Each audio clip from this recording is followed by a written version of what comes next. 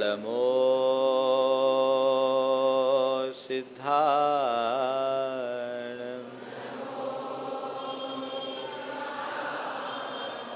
नमो आयर्याणं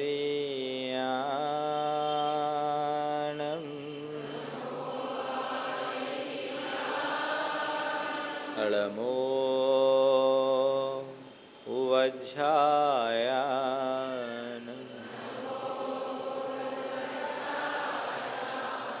नमो लोये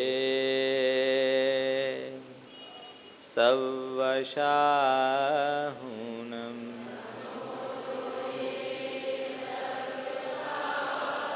ऐसो पंचिनमो यारो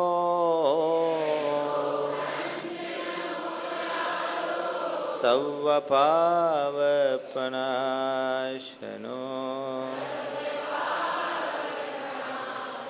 मंगलालं च शवेशिं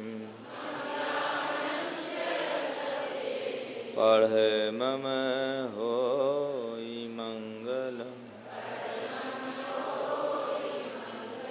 जय बोलो देवादिदेव 1008 श्री भगवान महावीर स्वामी की। अहिंसा परमो धर्म की। परम पूज्य आचार्य गुरुवर श्री विद्यासागर जी महाराज।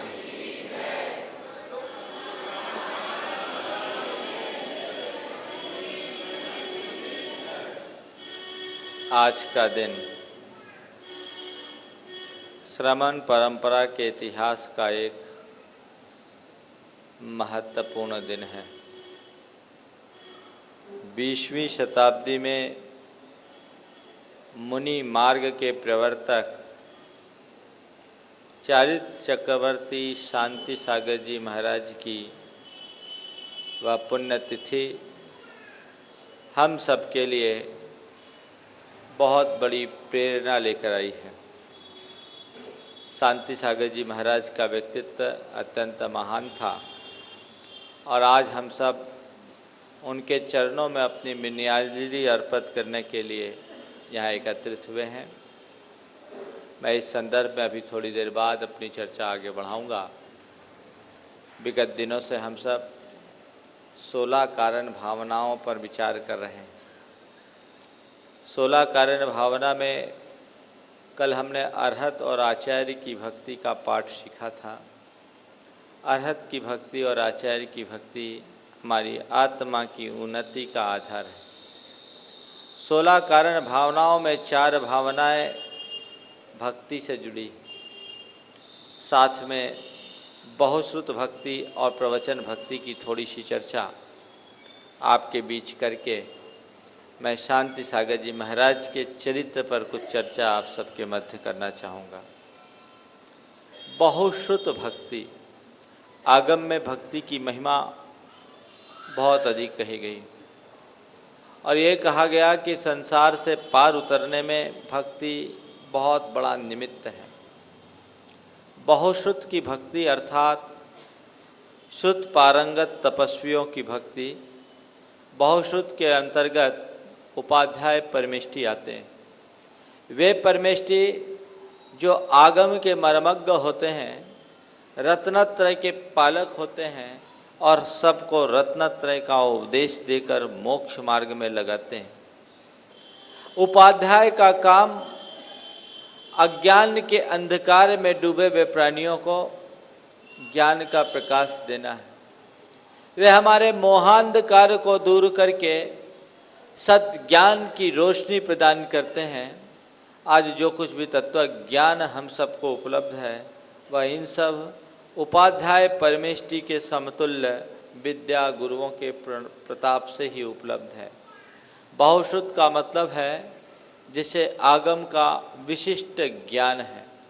बहुश्रुत के अंतर्गत गणधर अथवा श्रुत केवली तो आते ही हैं, उपाध्याय आदि ऐसे परमेष्ठिन भी आते हैं जिनका आगम पर असाधारण अधिकार होता है और न केवल वे आगम को जानते हैं अपितु आगम का पारायण करते हुए सामने वाले को उसका उपदेश देकर सत्पथ पर प्रवृत्त करते हैं। दूसरे क्रम में है प्रवचन भक्ति। प्रवचन, वचन और प्रवचन में बड़ा अंतर है। वचन सामान्य वचन होते हैं, हर व्यक्ति के मुख से जो शब्द निकलते हैं वे वचन कहलाते हैं। लेकिन वे वचन प्रवचन हो जाते हैं जिनके साथ प्रकृष्ट भावना जुड़ी होती है। प्रकृष्ट वचनम प्रवचनम, प्रकृष्ट वचन, लोक में श्रेष्ठ वचन किनके हैं? तीर्थंकरों के वचन ही सर्वश्रेष्ठ वचन हैं। वे वचन हमें संसार सागर से पार उतरने का मार्ग सिखाते हैं। उन वचनों के माध्यम से ही हम अपने जीवन का कल्याण करते हैं। तो प्रवचन कहो अथवा जिनवानी कहो, बात एक ही है। जिनवानी की भक्ति, जिनवानी जग कल्याणी है। ऐसे बहुश्रुत और जिनवानी की, प्रवचन की भक्ति करने वाले तीर्थंकर प्रकृति जैसे महापुण्य का अर्जन करने का सौभाग्य प्राप्त करते हैं। आचार्य वीरसेन महाराज के पास एक बार प्रश्न उठा कि भगवान, संसार के विच्छित्ति का कारण क्या है? संसार से मुक्ति का उपाय क्या है? उन्होंने बहुत सार्थक जवाब दिया और लिखा, द्वादशांगावगमः तत्तीव्र भक्ति केवली समुद्घात परिणामश्चेति संसार विच्छित्तेः कारणम। द्वादशांग का ज्ञान और उसके प्रति तीव्र भक्ति, केवली भगवान के द्वारा किया गया समुद्घात, ये संसार से विच्छित्ति का कारण है। अर्थात इनके प्रति उमड़ने वाला अनुराग हमारे कर्म निर्जरा का सातिशय निमित्त है। ज्ञान की भक्ति, ज्ञान का विनय और ज्ञानवंतों का आदर और बहुमान हमारे ज्ञान को खोलने का एक बहुत बड़ा माध्यम है। अपने भीतर के अज्ञान का निवारण करना चाहते हो तो ज्ञान और ज्ञानवंतों का आराधन करो। यहाँ किस बहुश्रुत की बात की जा रही है, हम इस बात को समझें। पूजनी वो नहीं है जिसके पास कोरा ज्ञान है, पूजनी वो है जिसके साथ ज्ञान के साथ साथ आचरण भी है। शब्द ज्ञान के धारक तो लोक में बहुत मिलते हैं, लेकिन भावक ज्ञान की अनुभूति करने वाले लोग विरल होते हैं। जिन उपाध्याय परमेष्ठिन अथवा बहुश्रुत की बात की जा रही है, वे उन असाधारण मुनिराजों की चर्चा है जो न केवल ज्ञान की आराधना करते हैं अपितु उसका आचरण करके अनुभूति भी करते हैं। अपने ज्ञान की अनुभूति में निमग्न उन साधु संतों की वंदना से, भक्ति से, बहुमान से हमारे भीतर ज्ञान का एक द्वार खुलता है। हम अपने भीतर सोई हुई ज्ञान चेतना को उद्घाटित करने में समर्थ होते हैं और उसके उद्घाटन के बल पर अपने जीवन का कल्याण करते हैं। उपाध्याय परमेष्ठिन स्वयं आचरण करते हैं, कहते हैं, जो रहनत जुत्तो निधम्मु देशे निर्दवो नित्यम सो उझायो अप्पा जदिवर वशो नमो तस्सो। जो खुद रत्नत्रय से युक्त होकर आम जनों को धर्मोपदेश में निरंतर रहते हैं, धर्मोपदेश लगातार करते रहते हैं, वे उपाध्याय साधु हैं जो यतियों में श्रेष्ठ हैं। हम उनको प्रणाम करते हैं, हम उनकी वंदना करते हैं। उपाध्याय हमारे लिए वंदनीय है, उपाध्याय हमारे लिए प्रणम्य है, उपाध्याय हमारे लिए पूजनीय है, केवल इसलिए कि वे न केवल जानते हैं अपितु जानने के साथ आचरण भी करते हैं। एक व्यक्ति है जो केवल उपदेश देता है, उसके उपदेश का हम पर उतना प्रभावी असर नहीं पड़ता, और दूसरा व्यक्ति है जो उपदेश कम देता है, अपने आचरण से ज़्यादा दिखाता है, उसका हम पर असर ज़्यादा पड़ता है। नीति कहती है, पर उपदेश कुशल बहु तेरे। आज दुनिया के लोगों को उपदेश देने वाले लोगों की कमी नहीं है। आज हर व्यक्ति एक दूसरे को दिशा दर्शन देना चाहता है। दुनिया में एक चीज़ सर्वत्र उपलब्ध हो जाती है, वह भी बिना मूल्य के, उसका नाम है अयाचित परामर्श, दिशा दर्शन। हर कोई किसी को किसी भी प्रकार का उपदेश दे देगा। आपको किसी भी क्षेत्र में उपदेश की ज़रूरत है, उपदेशकों की कमी नहीं है, लेकिन वे उपदेशक और वैसे उपदेश अर्थहीन हैं जो व्यक्ति के आचरण में न आते हों। उपाध्याय परमेष्ठिन उन बहुश्रुतवान मुनि राजों का जो उपदेश है वो उपदेश कोरा उपदेश नहीं है, वो उपदेश है जिसे वे खुद जीते हैं, अपने आचरण की कसौटी में कस करके रखते हैं। उनका उपदेश हमारे लिए सार्थक और कल्याणकारी होता है। हम पुरानी कहानी को सुने होंगे कि एक माँ अपने बच्चे को लेकर के गुरु के पास गई और कहा कि गुरुदेव, ये बच्चा बहुत ज़्यादा गुड़ खाता है, ये बच्चा बहुत ज़्यादा गुड़ खाता है, इसके गुड़ खाने की आदत आप छुड़ा दीजिए, इसको गुड़ त्यागने का नियम दिला दीजिए। गुरु ने कहा कि 8 रोज बाद आना। माँ अपने बच्चे को 8 रोज बाद लेकर आई और 8 रोज बाद लेकर जैसी आई, गुरु ने बच्चे से कहा, बेटे गुड़ मत खाया करो, गुड़ खाने से तुम्हारे दांत में कीड़े हो जाएंगे, तुम्हें बहुत नुकसान करता, आज से गुड़ का त्याग कर दो। बच्चे ने गुड़ का त्याग कर दिया। अम्मा ने पूछा, महाराज यही बात आप 8 रोज पहले भी बोल सकते थे, इतनी सी बात के लिए आपने 8 दिन तक का इंतजार क्यों कराया, आज 8 दिन बाद मुझे क्यों बुलाया? तो उस गुरु ने जो कहा वो बहुत ध्यान देने योग्य है। उसने कहा, क्या बताऊं, 8 रोज पहले मैं खुद गुड़ खाता था और जो खुद गुड़ खाता है वो गुड़ छोड़ने का उपदेश कैसे दे सकता है? इन 8 दिनों में मैंने गुड़ छोड़ा है, इसलिए आज गुड़ छोड़ने का उपदेश दे रहा हूँ। बंधुओं, ये बहुत दुर्लभ मनुष्य पर्याय हम सबको प्राप्त हुई। रत्नत्रय के धारण और पालन की जो पात्रता मनुष्य के पास है वे संसार के इतर प्राणियों के पास नहीं है। एकमात्र मनुष्य ही है जो भगवान की वाणी को अपने जीवन में साकार करने की सामर्थ्य प्राप्त करता है, सामर्थ्य रखता है। मनुष्य ही अपने जीवन में रत्नत्रय को प्रकट करके अपने जीवनोत्थान का मार्ग प्रशस्त कर पाता है। संसार के इतर प्राणियों के पास ये सौभाग्य नहीं है, देवों के पास भी ये सौभाग्य नहीं है। आचार्य वीरसेन स्वामी ने धवला में एक प्रसंग में बहुत अच्छी बात लिखा कि देवों के पास सब कुछ है, लेकिन उनको रत्नत्रय के उपदेश का भी अधिकार नहीं है। क्यों नहीं है? तो उनने कहा, तत्थ चरिता भावात संजम लेशोपि तत्त न संभवती तेसाम तिर्यन उपदेशे अहियारो अभावादो, कि उनमें चरित्र का अभाव है, एक संयम का लेश नहीं है, इसलिए उनको रत्नत्रय के उपदेश के अधिकार का भी अभाव है। देव द्वादशांग के ज्ञानी हो जाते हैं, कई देव ऐसे हैं जो 14 पूर्व के ज्ञाता होते हैं, लेकिन इतने ज्ञान के धनी होने के उपरांत भी उन देवों को रत्नत्रय का उपदेश देने का अधिकार नहीं है। क्यों नहीं है? क्योंकि जो खुद नहीं पालता वो ऊपर की बात कैसे करे? प्राइमरी क्लास पढ़ा हुआ व्यक्ति एमए की क्लास में पढ़ाई कैसे कराएगा?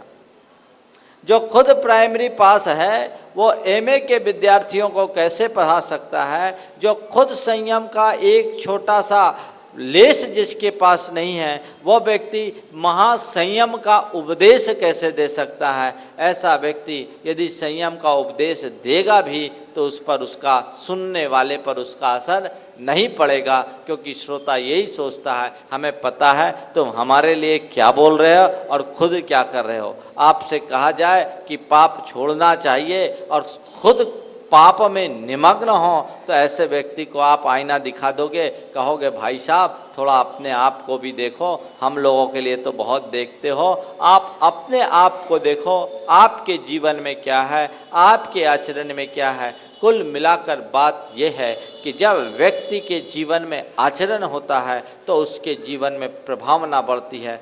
वस्तुतः हमारे जीवन का संयम और सादगी ही हमारे जीवन की पवित्रता और पूज्यता का आधार है। जिनके जीवन में ये बातें होती है उनके जीवन में पूज्यता आती है, पवित्रता प्रकट होती है। वे बहुश्रुतवान उपाध्याय परमेष्ठिन, वे बहुश्रुतज्ञ मुनिराज जो न केवल जिनवाणी का अध्ययन करते हैं अपितु उसका अनुसरण करते हैं, आचरण करते हैं, जिनवाणी को साकार करने की सामर्थ्य प्राप्त करते हैं। उनकी वंदना से, उनकी भक्ति से, उनके बहुमान से हमारे कर्मों का क्षय होता है, हमारी आत्मा की कलुषता नष्ट होती है और हमारी आत्मा की पात्रता बढ़ती है, जिससे तीर्थंकरत्व जैसी हैसियत को उपलब्ध किया जा सकता है, उद्घाटित किया जा सकता है, बशर्ते वो भक्ति आंतरिक भक्ति हो। मैंने कल आपसे कहा था भाव विशुद्धि युक्त अनुराग भक्ति।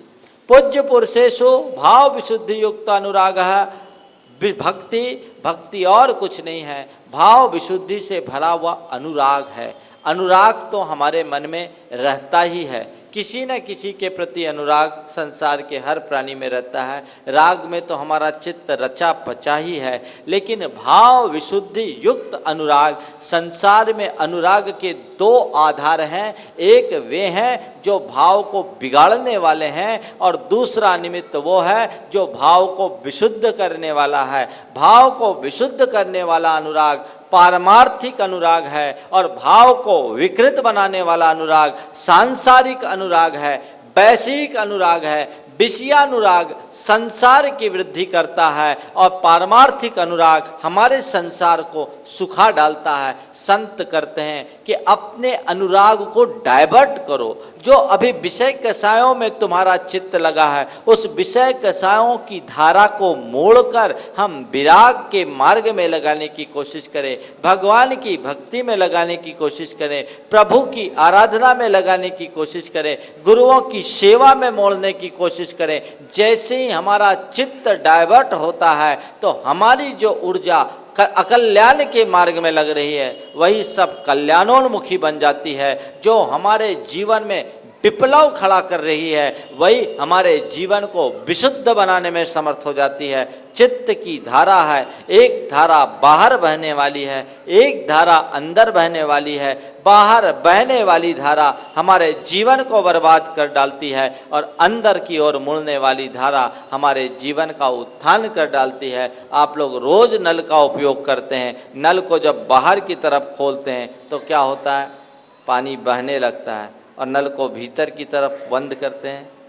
बस उपयोग की धारा को, चित्त की धारा को सांसारिक संबंधों के साथ जोड़ोगे तो तुम्हारी जीवन की ऊर्जा प्रवाहित होकर नष्ट हो जाएगी, और उसको अगर तुम परमार्थ की तरफ लगा दोगे तो तुम्हारी जीवन ऊर्जा तुम्हारा उत्थान कर डालेगी।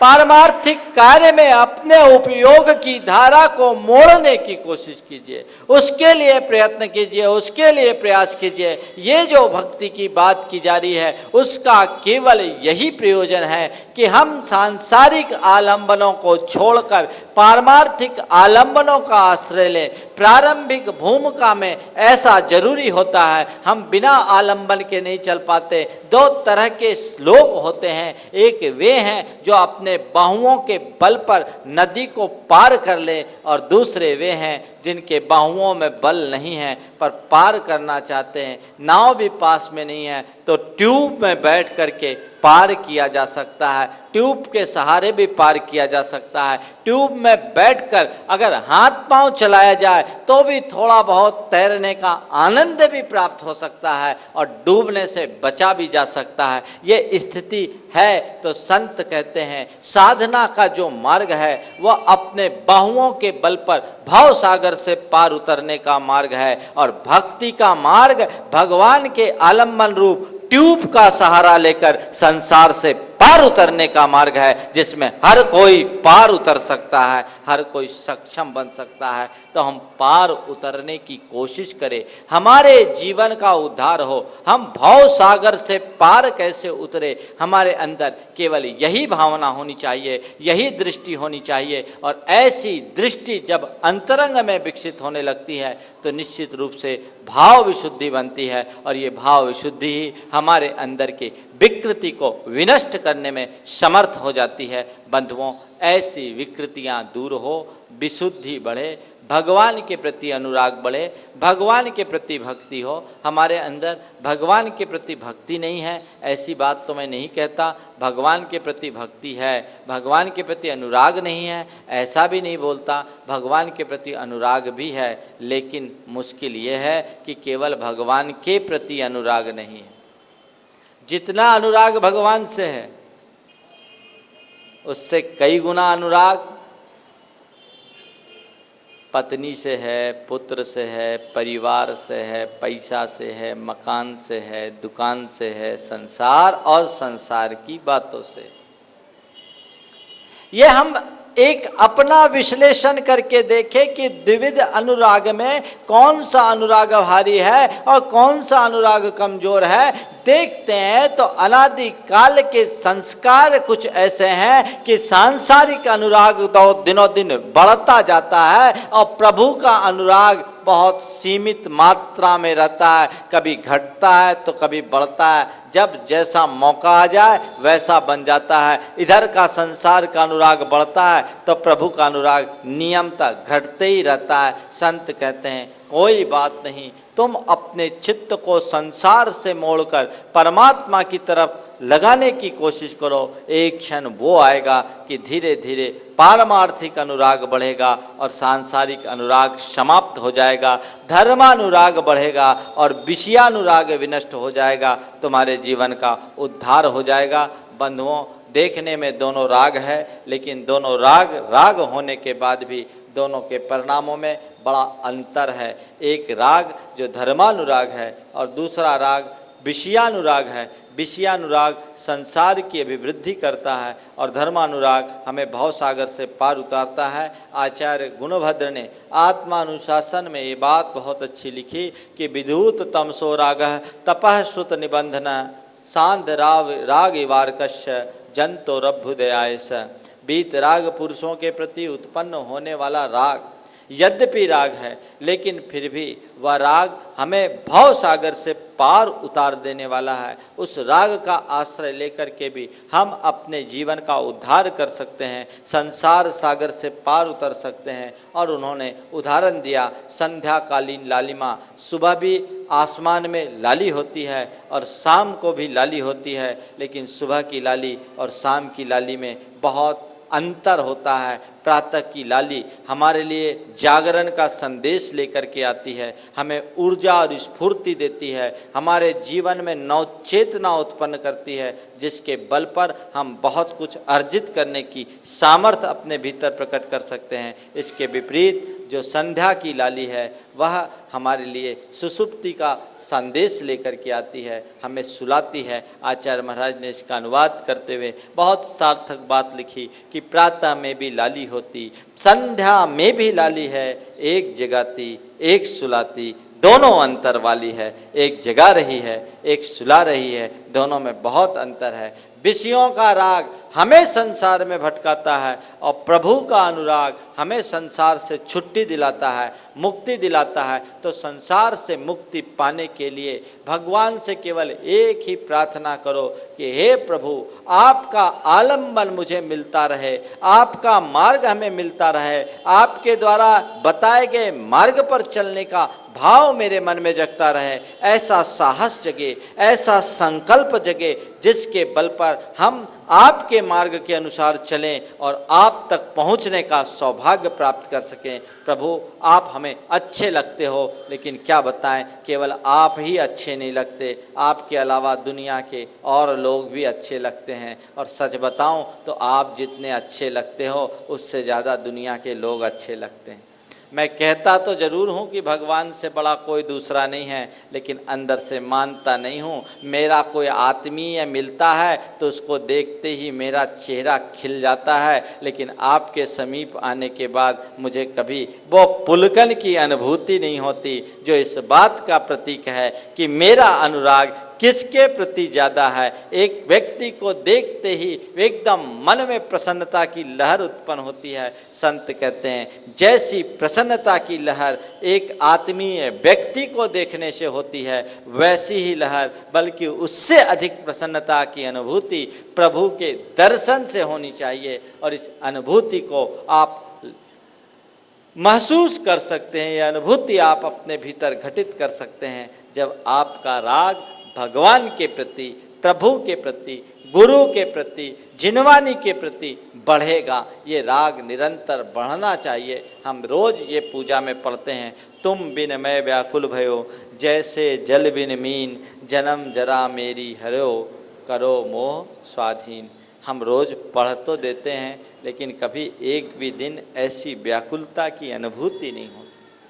व्याकुलता की अनुभूति ऐसे नहीं होती एक दिन हम भगवान के दर्शन न कर पाए मन में व्याकुलता हो पाए, एक दिन हम भगवान की पूजा न कर पाए तो हमें अंदर वैसे व्याकुलता हो, ऐसी अनुभूति नहीं होती। इसका मतलब कुल ये है कि हम भगवान को संस्कारवश पूज जरूर रहे हैं, भगवान को अपना आराध्य मान जरूर रहे हैं, लेकिन भगवान के प्रति जैसी आस्था होनी चाहिए वैसी आस्था भी प्रकट नहीं हो पाई।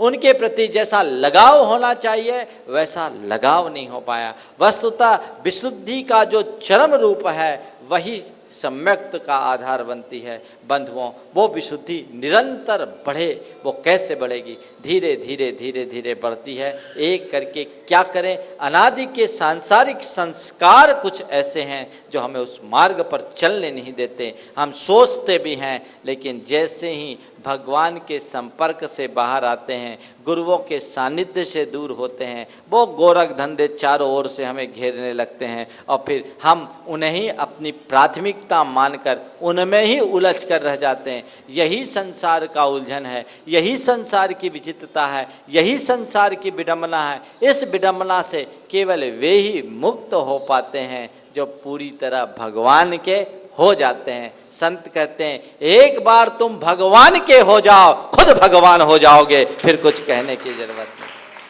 भगवान के हो जाओ, भगवान हो जाओगे। लेकिन हम क्या करें? हम तो अपनों के हैं, भगवान के नहीं। अपनों के हैं तो उस अपनों के ही चक्कर में लग जाते हैं, उनको ही अपनाते रहते हैं। संत कहते हैं तू प्रभु है, प्रभु का हो जा, तेरे भीतर की प्रभुता प्रकट हो जाएगी और ये भक्ति धीरे धीरे आपको उस मुकाम तक पहुंचाने में समर्थ हो सकती है। एक बार में सब कुछ नहीं होता, लेकिन धीरे धीरे धीरे धीरे बढ़ता ही जाता है। जितना जितना प्रभु से अनुराग बढ़ता है, विषयों से वैराग होता है। प्रभु की भक्ति विषयों से विरक्ति का एक बीज बनती है, माध्यम बनती है। तो हम जितना बने विषयों से विरक्ति रखें, प्रभु से अनुरक्ति रखें, धर्म के प्रति अनुराग बढ़े और संसार और सांसारिक प्रपंचों के प्रति हमारा राग घटे, ऐसा प्रयास होना चाहिए। आप कहोगे महाराज हमारा धर्म तो बीतराग धर्म है, इस बीतराग धर्म में राग बढ़ाने की बातें समझ में नहीं आ रही है। अभी इस बीतराग धर्म में आप राग का उपदेश दे रहे हैं। हमने तो अब तक आचार्यों से यही सुना है कि एक राग की कणिका मात्र हमारी मुक्ति में बाधक है और आप कह रहे हैं कि राग से ही तुम्हारा उद्धार हो जाएगा। बंधुओं, बिल्कुल सही कह रहा हूँ। संसार का राग छोड़ने के लिए बीत राग का राग अपनाना जरूरी है। और एक बार बीत रागता का रंग तुम पर चढ़ गया तो बीत रागता को प्रकट करने में देर नहीं है। जो लोग ये कहते हैं कि राग मात्र बंधन का कारण है, जिनका ये विश्वास है कि राग मात्र से संसार बढ़ता है, वे अंधेरे में हैं। पूज्य पुरुषों का राग संसार को बढ़ाने वाला नहीं है, अपितु संसार को घटाने वाला है। ध्यान रखना, पानी चाहे कितना भी गर्म क्यों ना हो जाए, गर्म हो जाने के बाद भी आग को बुझाने की सामर्थ्य तो उसमें बनी ही रहती है। पूज्य पुरुषों का राग चिरकालीन सांसारिक राग की आग को बुझा डालने में समर्थ होता है, इसके अलावा और कोई मार्ग ही नहीं है। प्रारंभिक भूमिका में विषयानुराग छोड़ा जाता है और विषयानुराग को छोड़ने के लिए धर्मानुराग को अपनाना ही पड़ता है। जिस बच्चे को अंगूठे चूसने की आदत बन जाती है, उस अंगूठा को छुड़वाना पड़ता है। छुड़ाना चाहते हैं तो उसको फिर निप्पल का आदत देनी पड़ती है और फिर धीरे धीरे निप्पल तो अपने आप छूट जाती है। बंधुओं, यही एक मार्ग है। प्रारंभिक भूमिका में विषयानुराग ही छूटता है और विषयानुराग छूट गया तो धर्मानुराग को छोड़ना नहीं पड़ता। व्यक्ति का धर्मानुराग जैसे जैसे बढ़ता है, आत्मा के अंदर बीतरागता की लहर उत्पन्न होने लगती है और वही बीतरागता की लहर आगे चलकर उसे पूर्ण वीतराग बनाने में समर्थ बन जाती है। बंधुओं, इसीलिए आचार्य कुंद ने अरहंत भगवान के प्रति उमड़ने वाली शुभ भक्ति को सम्यक्त कहा। अरहंते सुभक्ति सम्मतम। अरहंत भगवान के प्रति की जाने वाली शुभ भक्ति का नाम उन्होंने सम्यक्त कहा। वो यूं ही नहीं कहा। जो लोग भगवान की भक्ति और आराधना को केवल पुण्य बंध का हेतु कहते हैं, उन्होंने अभी ठीक ढंग से भक्ति के महात्म और स्वरूप को समझा ही नहीं है। आचार्य समंतभद्र महाराज एक सम्यक दृष्टि की महिमा को बताते हुए कहते हैं, उसके लिए विशेषण दिया, जिन पति पद्म प्रेक्षिणी दृष्टि लक्ष्मी। जो सम्यक दृष्टि होता है उसकी आंखें निरंतर भगवान के चरण कमलों में केंद्रित होती। जिन पति पद्म प्रेक्षिणी दृष्टि लक्ष्मी, ये एक बहुत बड़ा विशेषण है कि जिनेंद्र भगवान के चरण कमलों में ही उसकी निगाहें गड़ी होती है। वो ये नहीं कहता जो तू है सो मैं हूँ, भगवान मुझ में और आप में कोई अंतर नहीं।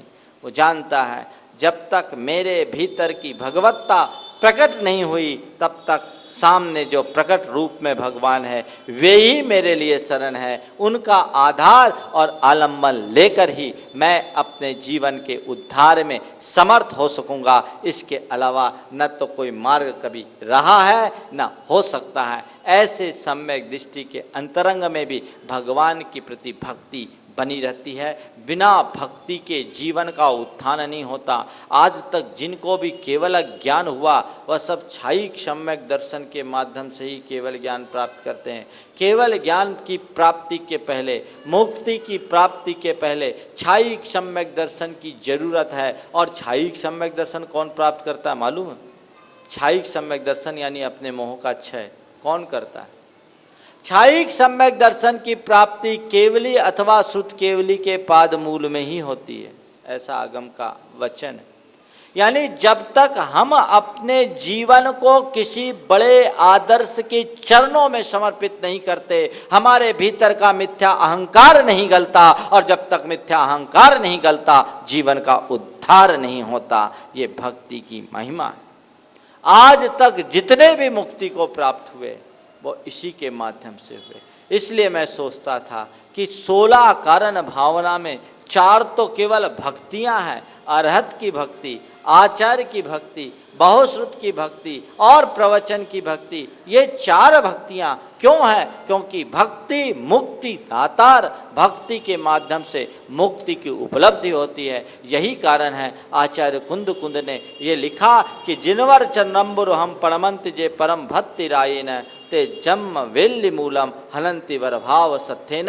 जो व्यक्ति श्रेष्ठ भक्ति के भावना रूप राग से भरकर भगवान के चरण कमलों में प्रणाम करते हैं, जिनेंद्र भगवान के चरण कमलों को जो परम भक्ति से प्रणाम करते हैं, वे संसार की मूलभूत जो लता है उसकी जड़ को अपने श्रेष्ठ भक्ति राग रूपी खड्ग के प्रहार से नष्ट कर डालते हैं।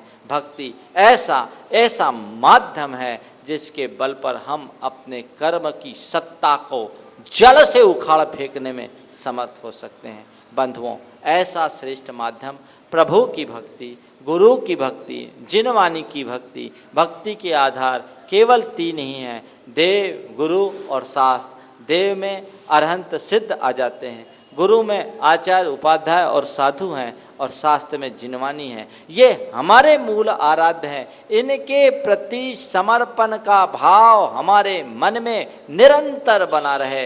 मैं आपसे कहना चाहता हूँ, आपके जीवन में आप ज़्यादा कुछ ना कर सकें तो चलेगा। आप व्रत नहीं कर सकते, कोई बात नहीं। आप उपवास नहीं कर सकते, कोई बात नहीं। आप दान नहीं कर सकते, कोई बात नहीं। सब कुछ चलेगा, कोई परवाह नहीं है। गृहस्थ के लिए ऐसे 4 धर्म बताएं: दान, पूजा, शील और उपवास। दान के लिए संपन्न होना जरूरी है, शील के लिए ऊंचा मनोबल जरूरी है, उपवास के लिए शरीर में सत्व जरूरी है। संत कहते हैं तुम्हारे शरीर में सत्व नहीं, उपवास नहीं करो चलेगा। तुम ज़्यादा शील का पालन नहीं कर सकते चलेगा, तुम दान नहीं दे सकते चलेगा, भगवान का नाम ले लो, तुम्हारे जीवन का उद्धार हो जाएगा। भक्ति सबसे सरल माध्यम, भगवान का नाम भर ले लो, उसमें क्या लगता है। आचार्य वीरसेन महाराज भगवान की भक्ति की महिमा का वर्णन करते हुए कहते हैं, जिनेंद्र दंसन पूजन वंदन नमन स्नेही बहु कम पदेशान निज्जर उलंभातो। भगवान की वंदना से, दर्शन से, पूजन से, नमस्कार मात्र से बहुकर्म प्रदेशों की निर्जरा होती। इसमें क्या लगता है? इसमें कोई परिश्रम नहीं, ना शारीरिक श्रम, ना और किसी का श्रम, ना कोई त्याग करना, ना कुछ करना, केवल भगवान के चरणों में जाकर अपने आप को अर्पित करना है, उनके प्रति अपना अनुराग बढ़ाना, उनके प्रति अपनी श्रद्धा की अभिव्यक्ति करना। ये श्रद्धा अगर एक पल के लिए अभिव्यक्त हो जाती है तो हमारे सारे कर्मों की निर्जरा हो जाती है। निधत्ति और निकाचित जैसे कर्म समूह जो केवल ध्यान के विशुद्धि से नष्ट होते हैं, वे कर्म समूह भी भगवान और गुरु की भक्ति के प्रताप मात्र से नष्ट हो जाते हैं। आप लोग रोज दर्शन पाठ में कहते हैं, दर्शनेन जिनेन्द्राणाम साधुनाम बंधनेन च न चिरम तिष्ठते पापम छिद्र हस्ते यतोदकम। दर्शनेन जिनेन्द्राणाम पाप संघात कुंजरम सतदा भेद मारयाति गिरि वज्र हतो यथा। जैसे कोई बहुत बड़े चट्टान पर वज्र का पात हो जाए तो वो चट्टान जैसे चकनाचूर हो जाती है, ऐसे ही भगवान की भक्ति युक्त आराधना के बल पर हमारे कर्म समूह चकनाचूर हो जाते हैं, नष्ट भ्रष्ट हो जाते हैं, वो कहीं शेष नहीं रहते हैं। ऐसे भक्ति के भाव को अपने हृदय में जगाइए। लेकिन मुझे तब बहुत आश्चर्य होता है जब लोगों से कहा जाता है कि कुछ समय भगवान के गुणगान में बिताया करो, कुछ समय भगवान के पूजा में लगाया करो, कुछ समय प्रभु के दर्शन में लगाया करो। महाराज बहुत कठिन है, कोशिश करेंगे। दुनिया की बातों में उसे कोशिश नहीं करना पड़ता, पाप के कार्य करने में उसे कोशिश नहीं करना पड़ता, लेकिन पुण्य का कार्य करने की जब कभी भी बात आती है तो उसे कोशिश करना पड़ता है, कोशिश करने की दुहाई देता है। ये उसकी बहुत बड़ी कमजोरी और एक बहुत बड़ी नादानी है। हम इन बातों को समझें। अपने जीवन का उत्थान करना है तो इनके लिए आगे आना ही पड़ेगा, और कोई मार्ग नहीं है। 24 घंटे पाप के निमित्त तो तुम्हारे साथ बने रहते हैं, पाप को साफ करने का माध्यम कितना है? आप एक दिन स्नान नहीं करते, मन विचलित हो जाता है कि बहुत पसीना पसीना हो गया, शरीर में मैल जम गया, इसका प्रक्षालन होना चाहिए। आत्मा में जो मलिनता जम रही है उसके प्रक्षालन के लिए कभी कुछ सोचा है? उसके बारे में विचार करो। तो वो आंतरिक विशुद्धि युक्त अनुराग अगर बढ़ेगा तो निश्चित रूप से वह जीवन की एक बहुत बड़ी उपलब्धि होगी। लेकिन क्या करें, भगवान हमें उतने प्रिय नहीं लगते जितनी दूसरी चीज़ें प्रिय लगती है। बंधुओं, संत कहते हैं ये हमारी नादानी है, अनादिकाल की भूल ही ये बनी रही है। उस भूल को परिवर्तित करें और हम सही रास्ते पर चलने की कोशिश करें तो हमारे जीवन में एक बहुत बड़ी सार्थकता घटित होगी। हम अपने जीवन को सन्मार्ग पर लगा सकेंगे। एक बार लोगों को कहते हैं भैया भगवान के, एक बार मैंने एक युवक से कहा कि भगवान के दर्शन किया करो। महाराज घर बहुत दूर है, घर बहुत दूर है। ऐसे एक बार बिहार करते करते हम लोग खुर्जा पहुँचे। खुर्जा बुलंदशहर के पास है, मेरठ और बुलंदशहर के बीच में खुर्जा पड़ता है। बुलंदशहर और अलीगढ़ के बीच में खुर्जा पड़ता है। सेरेमिक टाइल का बहुत बड़ा केंद्र है। वहाँ सेठ मेवाराम के द्वारा बनाया हुआ एक बहुत भव्य मंदिर है जिसमें सोने की इतनी ज़्यादा पच्चीकारी और दस्तकारी है जो कहीं नहीं होगी। 40 मन सोना लगा है, ऐसा कहते हैं, एक व्यक्ति के द्वारा बनाया। उस मंदिर के दर्शन किए तो बिल्कुल मन बाग बाग हो उठा। काफ़ी थकान भरी यात्रा करके हम वहाँ पहुँचे थे, गर्मी का समय था। एक लंबी दूरी, लगभग 20 किलोमीटर की दूरी तय करके वहाँ पहुँचे, और जैसे ही मंदिर में पहुँचे अपार शांति की अनुभूति हुई। और जैसे मंदिर से चलने को थे तो वहाँ बहुत सारे संदेश लिखे हुए थे। एक पट्टिका में एक बहुत अच्छा संदेश लिखा जो मैं आज के संदर्भ में आप सबको सुनाना चाहता हूँ। उस पर लिखा था, घर से मंदिर यदि दूर लगे, मंदिर यदि घर से दूर दिखे तो समझ लेना नरक पास है। तुम्हें अगर मंदिर दूर दिखता है घर से तो समझ लेना नरक पास है। अरे भगवान का दरबार तुम्हें दूर दिख रहा है, दुनियादारी की बातें तुम्हें दूर नहीं दिख रही। ऐसा व्यक्ति अपने जीवन का कभी उद्धार नहीं कर सकता। बंधुओं, तीर्थंकर प्रकृति के बंध की बात तो बहुत बात की है, कम से कम हम अपने आप को देव सास गुरु का सच्चा अनुरागी बनाने का तो सौभाग्य प्राप्त कर ले। यदि उनके प्रति हमारे मन में परम अनुराग होगा तो हमारे जीवन का निश्चित रूप से उद्धार होगा। बंधुओं, बहुश्रुत भक्ति और प्रवचन भक्ति के संदर्भ में मैं यही कहना चाहता हूँ कि हम उनके चरणों में न केवल अर्घ चढ़ाएं अपितु अपने हृदय में आंतरिक अनुराग को उत्पन्न करने की कोशिश करें। जब हमारे अंदर आंतरिक अनुराग होगा तो बहुमान और भक्ति के भाव तो स्वतः प्रकट होंगे और फिर हम उनका आश्रय लेकर अपने जीवन के उद्धार के मार्ग को प्रशस्त करने में समर्थ हो सकेंगे। आज चारित्र चक्रवर्ती शांति सागर जी महाराज की पुण्यतिथि। ऐसे शांति सागर जी महाराज जिन्होंने इस 20वीं शताब्दी में मुनि मार्ग को प्रवर्तित किया, महान तपस्वी महाराज थे। उनका व्यक्तित्व बहुत विशाल था, विराट था। उनके बारे में जितना कहा जाए कम है। हम उन्हें, उनके चरित्र को अपने शब्दों से बांध पाने में समर्थ नहीं हैं। ऐसे महान आचार्य जिन्होंने युगांतकारी प्रभावना की, धर्म की प्रभावना की। 20वीं शताब्दी के प्रारंभ में 1920 में जब चारित्र चक्रवर्ती शांति सागर जी महाराज ने दीक्षा ली, उस समय भारत में एक भी दिगंबर मुनि नहीं था। यत् किंचित मुनि जो यदा कदा माने दिगंबर रूप में विचरण भी करते थे, वे भी यदा कदा वस्त्र आदि का प्रयोग कर लेते थे। उनमें घोर शिथिलाचार था। मुनि मार्ग के अनुकूल उनकी प्रवृत्ति नहीं थी, क्योंकि उस समय देश काल की परिस्थितियां ऐसी नहीं थी कि मुनि स्वतंत्रता से विचरित कर सके। लेकिन शांति सागर महाराज हम सबके लिए एक दीप स्तंभ के रूप में प्रकट हुए, जिन्होंने न केवल मुनि जीवन को अंगीकार करके अपना कल्याण किया, अपितु मुनि मार्ग का प्रवर्तन करके सारे श्रमण परंपरा को पुनरुज्जीवित कर दिया। अगर शांति सागर महाराज नहीं होते तो आज मुनि परंपरा नष्ट हो गई होती। बंधुओं, 24 तीर्थंकरों की परंपरा में 24 तीर्थंकरों की परंपरा में हम जानते हैं कि सुविधिनाथ से लेकर शांतिनाथ भगवान तक चतुर्विध संघ का विच्छेद हुआ।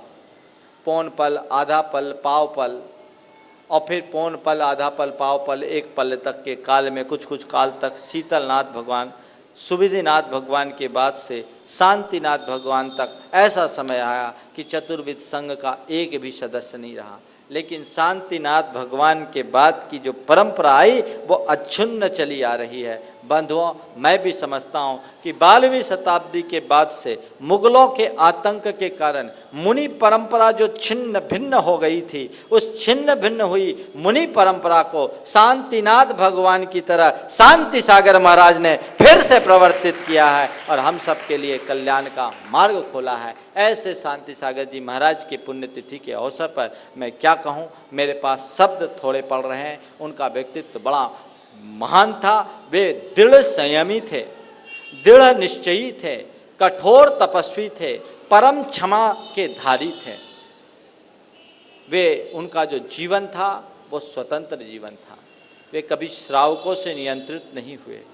वे जब दक्षिण भारत से इधर चले आ रहे थे तो उनके भक्तों ने सम्मेद शिखर की यात्रा के लिए वे 1920 की मुनि दीक्षा के कुछ ही काल बाद यरनाल के पंचकल्याण के बाद सम्मेद शिखर की वंदना के निमित्त निकले।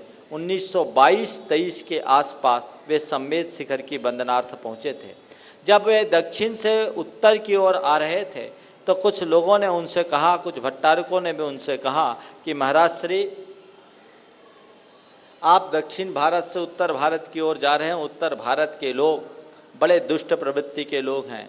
आप इस तरह से नग्न दिगंबर मुद्रा को लेकर के जा रहे हैं, वहाँ कोई उपसर्ग ना हो जाए, कोई उपद्रव ना हो जाए। इसलिए मेरा आपसे निवेदन है कि आप कोई मंत्र सिद्ध कर लो ताकि वहाँ कोई ऐसी स्थिति हो तो आपको किसी तरह की दुर्घटना का सामना न करना पड़े। आप मंत्र सिद्ध करके जाएंगे तो बहुत अच्छा होगा। उस समय जो शांति सागर जी महाराज ने जवाब दिया, वे शांति सागर महाराज की परंपरा की दुहाई देने वाले लोगों को ध्यान देने योग्य बात है। उनने कहा, अरे जो खुद मंत्र में जपा जा रहा है आचार्य परमेष्ठी के रूप में, उसे कौन से मंत्र सिद्ध करने की जरूरत है। मैं कोई मंत्र सिद्ध नहीं करता। मुनि तो खुद परमेष्ठी है। नमोकार मंत्र के 3 पद आचार्य, उपाध्याय और साधु एक आचार्य परमेष्ठी के साथ जुड़ जाते हैं। जो आचार्य होते हैं वो उपाध्याय और साधु के गुण से भी युक्त होते हैं। उनने साफ इनकार कर दिया और बेधड़क विहार किए। विहार करते समय जब वो हैदराबाद की सीमा में पहुँचे, हैदराबाद की सीमा में पहुँचे तो हैदराबाद के निजाम जो एक मुसलमान शासक था, उस राज्य में नग्न व्यक्तियों के विचरण पर प्रतिबंध था। शांति सागर जी महाराज बेधड़क चले जा रहे हैं। इधर जैन समाज के लोगों के कान खड़े हो गए कि आखिर ऐसी स्थिति में क्या होगा, निजाम का आदेश नहीं, आगे कैसे बढ़ा जाए। अब महाराज तो किसी तरह से मानने को राजी नहीं थे, वे तो चल पड़े थे कि मुझे चलना है सो चलना है।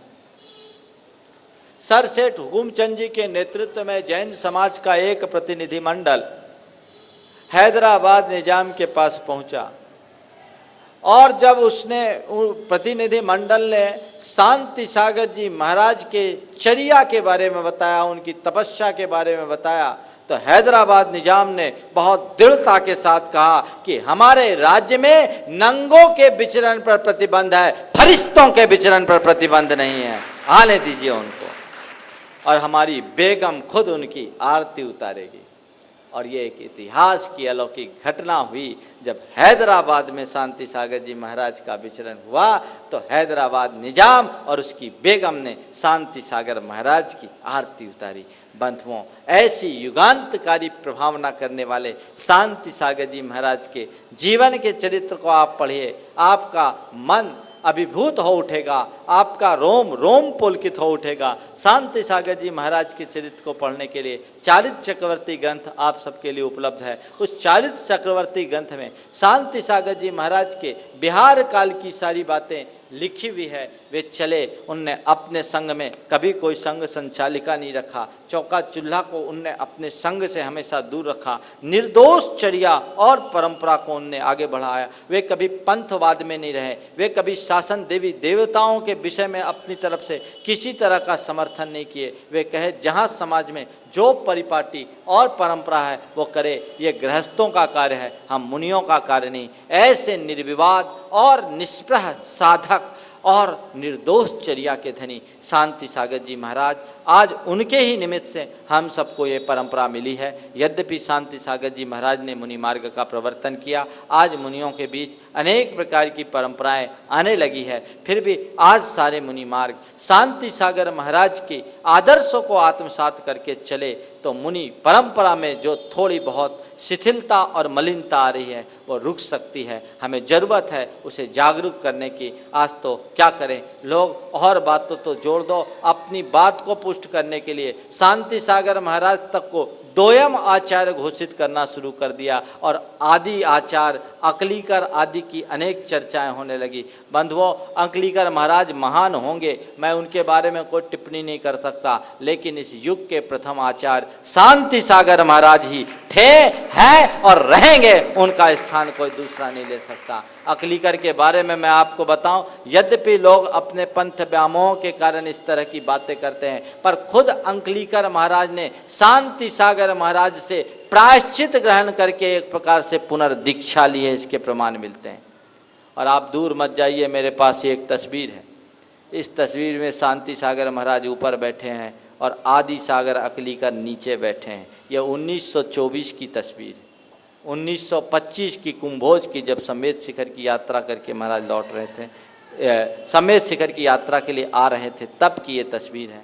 ये बंधुओं, जानने के लिए बहुत कुछ है, हम इन सब बातों को समझें, इनके पचड़े में हम कभी ना पड़ें। हम हर साधु हमारे लिए वंदनीय हो सकते हैं, लेकिन शांति सागर जी का स्थान कोई दूसरा कभी नहीं ले सकता। ऐसा करना उनके अवदानों की उपेक्षा करना है, जिनने निर्दोष चर्या को बढ़ाया, जिनको कई कई दिन उपवास से रहना पड़ा। दक्षिण भारत में मुनियों की आहार की चर्या कोई जानता ही नहीं था। एक उपाध्याय होता था मंदिर का पुजारी, जो वैष्णव परंपरा की तरह महंत जैसा जीवन जीता है। वो मंदिर का सारा द्रव्य उसी के पास जाता, वो जहाँ कह दे वहाँ चौका होता, वो चौका भी उसके द्वारा होता, ये सारी उसके लिए लोगों को पैसा देना पड़ता था। शांति सागर जी महाराज ने इन बातों को कतई स्वीकार नहीं किया। ये तो गृहस्थ का धर्म है, गृहस्थ को अपनी रुचि से, अपनी शक्ति के अनुसार, अपने द्रव्य से लगाना चाहिए। और इसके पीछे वे कई कई दिन तक उपवास रहे, लेकिन उन्होंने अपनी चर्या में शिथिलता को स्वीकार नहीं किया। महान महान तप किए, लगभग शांति सागर जी महाराज की तपस्या का काल 1920 से लेकर 1955 तक 35 और 36 वर्ष का हुआ। उस 36 वर्ष की अवधि में उन्होंने सिंह निष्क्रीडित जैसे तप किए। कितने बड़े तप किए, लगभग पूरे उनके आहार के काल कम है और उपवास के काल ज़्यादा। 26 साल, 36 साल के जीवन में 26 वर्ष तो उपवास में बीत गए। ये तपस्या एक रिकॉर्ड इस काल के लिए आश्चर्य है। और वो जहाँ जहाँ गए लोगों की वहाँ की तस्वीर बदल गई। आपके गया नगर में भी शांति सागर जी महाराज का मेरे ख्याल से पदार्पण हुआ होगा, जब उधर से लौट के आए राजगीर वगैरह से, तो हुआ है कि नहीं हुआ, पता है कि नहीं है?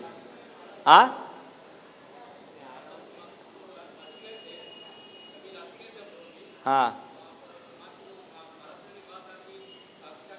मैं बता रहा हूँ आपको, गए हैं शांति सागर जी महाराज, गया भी आए होंगे, इसलिए मैं बोल रहा हूँ कि वो इधर से ही बनारस होकर मिर्ज़ापुर गए थे और पावापुर नवादा आदि की वंदना की थी। कल मुझे सुनील अजमेरा हजारीबाग से आए थे, वो एक पत्र लेकर के मेरे पास आया था। उस पत्र में इस बात का उल्लेख था कि शांति सागर जी महाराज सम्मेद शिखर की वंदना के बाद पावापुर आदि की वंदना करके नवादा गया तरफ जाएंगे। वहाँ के श्रावकों को कहिए कि महाराज श्री की अच्छी आगवानी करे और संघ की अच्छी सेवा करे। अगर आए हों तो गया के लिए सौभाग्य की बात है। मुझे नहीं लगता कि गया वासी इससे वंचित रहे हों। हजारीबाग होते हुए, रांची हजारीबाग होते हुए सम्मेद शिखर की यात्रा किए थे और सम्मेद शिखर से पंच तीर्थों की वंदना करते हुए वे बनारस और मिर्ज़ापुर होकर के कटनी में उनका 1926 का चातुर्मास या 27 का चातुर्मास कटनी शहर में हुआ था और उसके बाद वो आगे चल करके दिल्ली गए थे। खैर वो एक अलग प्रसंग है, मुझे मालूम नहीं, बड़े बुजुर्ग जानते होंगे क्योंकि ये लगभग 75-77 वर्ष पुरानी बात है। लेकिन ऐसे महान आचार्य जिन्होंने अपने पदरज से संपूर्ण भारत की धरती को पवित्र किया, मुनि मार्ग को प्रवर्तित किया, उनके चरणों में मैं अपनी विनयाञ्जलि अर्पित करता हूँ और उनसे अप्रत्यक्ष रूप से यही कामना करता हूँ कि हे प्रभु, जिस तरह आपने रत्नत्रय को धारण करके अपने निर्दोष चर्या के माध्यम से संलेखना धारण की और संलेखना के परिणाम स्वरूप अपने जीवन का कल्याण किया, हम में भी ऐसी ही शक्ति दें, ऐसा आशीर्वाद दें जिससे मैं भी अपने रत्नत्रय का निर्दोष पालन करते हुए अपने जीवन के अंत में जीवन के परम लक्ष्य संलेखना और समाधि को प्राप्त करके अपने जीवन का कल्याण कर सकूं। उनके चरणों में मेरी यही विनयाञ्जलि है। बंधुओं, अब 16 कारण भावना की चर्चाएं चल रही है, बस 3 भावनाएं बची है जो कल संभवतः पूरी कर ली जाएगी। परसों से पर्युषण पर्व का शुभारंभ होने जा रहा है। पर्युषण पर्व जो हम सबका सबसे महान पर्व, सबसे बड़ा आध्यात्मिक पर्व, जिसे महापर्व आप लोग कहते हैं। पर्युषण तो आप लोग हर साल मनाते हैं, पर साधु संतों के सानिध्य में पर्युषण मनाने का मौका बहुत कम मिलता है। मैं सुन रहा हूँ पर्युषण की बड़ी व्यापक तैयारियाँ की जा रही हैं। आज बोर्ड पर मुझे एक नोटिस लिखा मिला कि आज सारी सूचनाएं घोषणाएं की जाएगी। वो घोषणाएं, वो सूचनाएं तुम जानो। मैं एक दूसरी घोषणा आप लोगों से चाहता हूं कि कितने लोग हैं जो इस पर्युषण पर्व के अवसर पर सारे संकल्प विकल्प छोड़कर धर्म की आराधना के लिए अपने आप को समर्पित करेंगे। आप तैयार होइए, मौका पाइए। कहीं बाहर जाकर के ऐसा लाभ लेना तो आपके लिए हमेशा संभव नहीं है। इस बार शिविर का हमने आशीर्वाद नहीं दिया, नहीं तो आप देखते 1000 आदमी यहाँ शिविर के लिए आते। लोग आए, बोले महाराज इस बार कोई सूचना ही नहीं। हमने कहा इस बार कोई सूचना नहीं देना, इस बार जितने स्थानीय लोग हैं उन्हीं को लाभ लेना चाहिए। आप लोगों के लिए मौका है, अपना मन बनाइए और कोशिश कीजिए कि अब 10 दिन तक के लिए अपने व्यापार, धंधे, दुकान, दरबार सबका मोह त्याग करके 10 दिन हम पर्युषण में रहेंगे और धर्मशाला परिसर में ही रहेंगे। तो देखिए आपको कितना आनंद आता है। व्यवस्थाएं तो यहाँ सब बनाई जा सकती है, आपकी व्यवस्था आपको ही बनाना है, लेकिन इसका मौके का पूरा फायदा उठाना चाहिए। हर व्यक्ति सोचे ये ठीक है ईद का सीजन, अरे ईद तो हर साल आ जाता है, एक आध सीजन न सही, 10 दिन में कुछ नहीं होगा। हम अपनी आत्मा की ईद को तो देखें, उसका तो उत्कर्ष करने की कोशिश करें कि 10 दिनों में हम अपने जीवन के लिए कोई सार्थक घटित कर सकें, कुछ सूत्र हासिल कर सकें, जिससे अपने जीवन का रूपांतरण हो। केवल पूजा और प्रवचन तक सीमित रहने की जगह यदि आप लोग और आगे बढ़ कर के आते हैं तो एक वैसा रूप जरूर दिया जा सकता है जो शिविर ना होने के बाद भी शिविर जैसा हो और पूरा आनंद आप सब ले सकते हैं। कोशिश कीजिए, मन बनाइए, और अगर लोग तैयार होते हैं तो उनकी एक लिस्ट बनाकर हमारे पास लाओ। वैसी सूची आती है तो हम अपनी तरफ से कार्यक्रम में कुछ परिवर्तन कर सकते हैं और लोगों को लाभ दिया जा सकता है। 10 दिन धर्मोपदेश तो आपको नियमित मिलेगा ही, आप लोग उनका लाभ लेंगे ही। भगवान की पूजा भी सामूहिक रूप से जो यहाँ हो वो ऐसी भाव भक्ति से पूजा हो जिससे आपकी लीनता हो। आप लोग मंदिर में अपनी अपनी पूजा तो करते ही हैं, मैं खासकर युवा वर्ग से कहना चाहता हूँ कि सामूहिक पूजा का जो समय निर्धारित किया गया है आप उस समय पर उपस्थित होकर के पूजा का पूर्ण लाभ लें। कुछ ध्यान और योग का भी आप लाभ उठा सकते हैं। व्रत उपवास जिनको जितना अपनी शक्ति के अनुसार करने की अनुकूलता है करने का मानस बनाएं और पूरा लाभ लें। ये कोशिश करें ये जो 11 दिन का पर्यूषण हम सबको प्राप्त हो रहा है, हमें इसका एक एक पल का पूरा सार्थक उपयोग करना है। सारे विकल्प संकल्प को छोड़ना है और यहाँ आगे आए। 10-11 दिन यदि आप उससे जुड़ते हैं तो तय मान करके चलना, ये आपके जीवन के परिवर्तन का एक बहुत बड़ा आधार हो जाएगा। साधु संतों के सामीप्य को नपास से लेकर अनुभव करके तो देखो कि उनकी संगति का जीवन में कितना बड़ा प्रभाव पड़ता है। ये एक मौका है, तय आपको करना है। आप क्या कर रहे हैं? अभी तो हम अनुराग की बात कर रहे थे, अब देखते हैं किसका किधर अनुराग है। ये बीत राग के प्रति राग है या वित्त राग के प्रति राग है? जो बीत राग के प्रति राग रखेंगे वो सब इधर आ जाएंगे और जिनका वित्त राग प्रबल होगा वो उधर चले आएंगे। बंधुओं, हम अपने इस वित्त राग को घटाएं और बीत राग से लौ लगाएं, जिससे हमारे जीवन का उद्धार हो सके, आत्मा का कल्याण हो सके। समय आज काफ़ी अधिक हो गया है, आप लोगों को भी आकुलता हो रही होगी क्योंकि आज की तिथि कुछ दूसरी तिथि है, फिर भी संदर्भ कुछ ऐसा था, इसलिए बात तो पूरी करनी ही पड़ती है। मैं अपनी वाणी को यहीं पर विराम दे रहा हूँ। जो भी मुख्य सूचनाएं हैं उसे फटाफट दे दीजिए। बोलिए परम पूज्य आचार्य गुरुवर श्री विद्यासागर जी महाराज की।